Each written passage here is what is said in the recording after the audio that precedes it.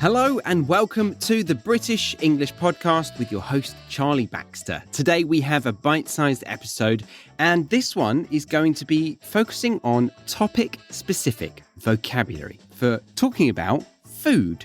This is because I run a course called the IELTS Speaking Course on my website, thebritishenglishpodcast.com. Now, many of you won't be needing prep for a test, but hear me out.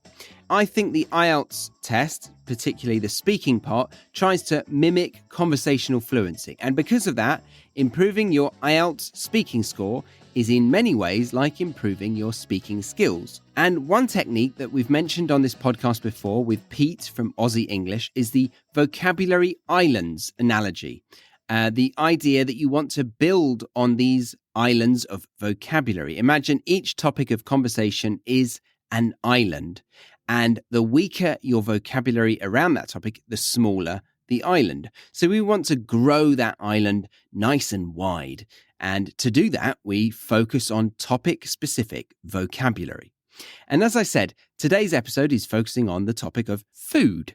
And you will get to hear my response to better understand how to score top marks, or certainly very high marks, in the IELTS test. And also, you'll get exposure to a load of native expressions, and many of them are topic-specific to help you build on that vocabulary island. So whether you're interested in the IELTS exam or not, this episode is going to be very useful indeed. So enjoy listening to a bunch of model answers for part one of the speaking exam, specifically focusing on the topic of food.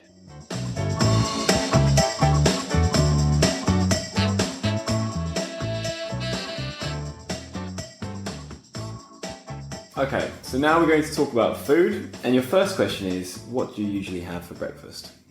Well, on a typical day, I'll just have some cereal. That's all I really need to get going. Maybe a slice of toast with peanut butter if I'm still a bit peckish. And I always have a cup of tea or coffee.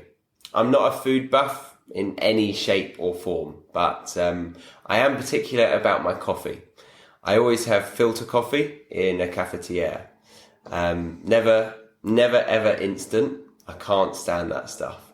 Obviously, proper coffee takes a bit longer to make. So if I'm in a rush, I'll usually make a cup of tea.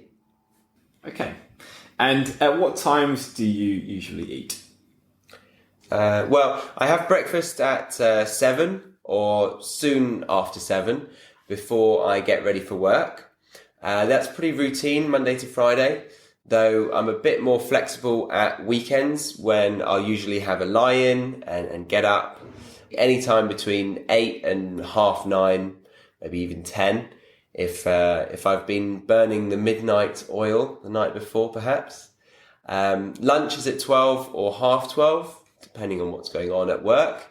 And in the evening, I tend to eat pretty early because then that frees up the evening to go out. I don't like to sleep on a heavy stomach, so I try to avoid eating after 8 o'clock. Okay. And do you tend to eat the same things every day? For lunch and breakfast, yeah, I tend to eat pretty much the same thing. Lunch is always a sandwich with ham and hummus usually, or coleslaw, with a yogurt and a couple of pieces of fruit. I pack my lunch myself as it saves a lot of money. Dinners are a bit more varied. It depends on what's in the fridge really, and who's been shopping and whether we can be bothered to put any effort in. Usually I have meat of some form or other, like sausages or mince or chicken served with some form of pasta or rice or even potatoes. Or if we're going out somewhere, we might have something quick like an omelette or cheese on toast. Right. And do you think your diet is healthy? And if so, can you explain why or why not? Is what I consume good for me? Yeah, I think it is. Because I tend not to eat ready meals or too much processed food. And I don't have a lot of sugar in my diet on the whole. And I don't have a lot of fatty food either. I'm not on a strict regime or anything, but I just eat everything in moderation. Occasionally, I splurge out on a big burger, but my day-to-day diet is pretty good, and I think it's varied.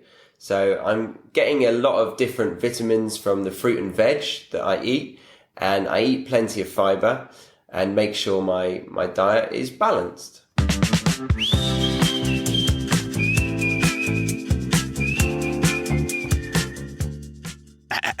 Did you know that we have a 45-minute long audiobook that also comes with an ebook to read along with, teaching you 10 of the most useful idioms that you can use to sound like a native level speaker?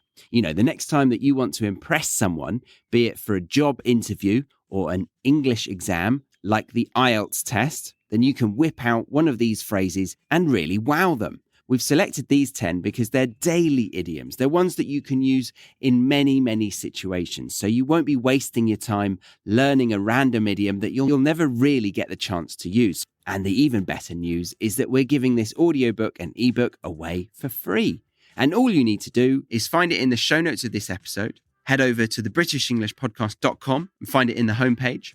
Or just like the free worksheet for this episode, go to thebritishenglishpodcast.com/freebies. That is FREEBIES.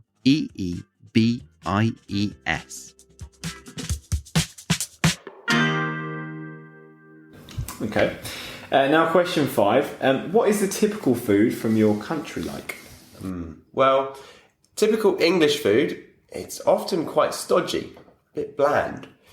The popular ones that everyone knows about are fish and chips and roast dinners, and yeah, they're not going out of fashion by any means. Still very popular, though I don't think people have roast dinners every Sunday like they used to. Pies are quite traditional and they're really popular now, and you can get all sorts of fillings like beef, chicken, game, lots of weird and wonderful things. And big stodgy puddings like crumbles and spotted dick served with custard are also, again, popular in our country. Okay, and can you cook? And if so, what do you enjoy cooking? Yeah, I can cook. I wouldn't say I like to cook. I don't put much time and effort into it. And I usually stick to pretty straightforward stuff like spag bowl, pasta dishes, unless I'm in the mood for doing a roast. That's when I put some effort in and make sure I get the timings right and look up ways to make the roast potatoes all crispy and make sure the meat is cooked all the way through. So yeah, food isn't something I get wildly excited about. I don't watch cookery programs or anything. Functional cooking, that's what I do. Nice, okay. And can you describe your perfect meal? Well, if ever I'm going out for a meal, I usually go for a big burger, the biggest one there is, with really good quality meat, not the fatty, greasy stuff. And not just beef, lamb burgers are probably my favourite, maybe with some mint inside, or maybe something a bit more exciting like venison, if they have it. And I go the whole hog if they're offering extras and have layers of melted cheese and bacon, then a few chips and a token bit of salad to pretend I'm eating something healthy. Okay. And do you enjoy eating food from other countries? And if so, which ones? Yeah, food from other countries. I love pizzas, Chinese takeaway, Japanese food, noodles and such like, as long as it's not too spicy, because I don't like that so much. Problem is, there aren't many good international places to eat at around here, and the Chinese restaurants and Indian restaurants are all a bit westernized and don't really serve the real deal. I think you have to go to the cities where they have a bigger migrant population to find the really good restaurants, and I don't go there too much. Okay. And which fruits and vegetables do you like and dislike? Fruit and veg. I like bananas. Yeah, I eat a lot of those. And I like Swedes, peas and potatoes. I pretty much eat everything. I'm not a fussy eater. I like to keep to what's in season, if possible, though that doesn't happen all the time. But I can't think of anything that I'm not a big fan of. I suppose there are a few obscure vegetables I don't like. What's that one that tastes like aniseed? Is it fennel? Yeah, I think fennel, that's it, yeah. That has too strong a flavour for me. But in general, I eat anything. Yeah, okay. And is there any food you don't eat? Food I stay away from is like dairy. I don't like dairy too much, actually. I don't like soft cheese or strong cheeses. You know, the blue veined mouldy stuff. Full fat milk, that's also too much for me. I normally just have skimmed or semi-skimmed. Cream, I can manage in small doses. I don't like very fatty foods or greasy foods or very spicy foods, as I said. And things like ginger, which have a strong flavour.